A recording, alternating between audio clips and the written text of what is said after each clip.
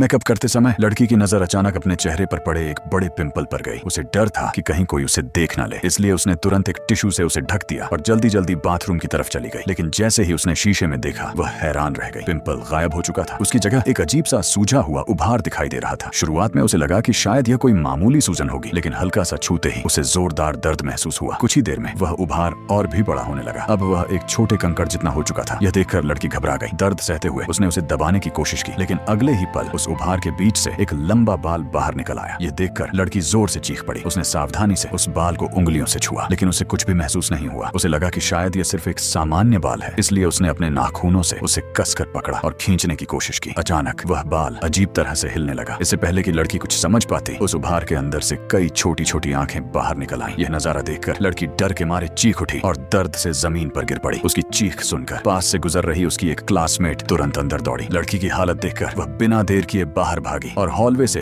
पानी की एक बाल्टी उठाकर ले आई। अगले ही पल उसने पूरी बाल्टी का पानी लड़की पर उड़ेल दिया। जैसे ही पानी गिरा, अंदर छिपे कीड़े बाहर निकलकर भाग गए। आखिरकार लड़की की जान बच गई। अगर आपके चेहरे पर ऐसा पिंपल निकल आए तो आपकी पहली प्रतिक्रिया क्या होगी? कमेंट में जरूर बताइए।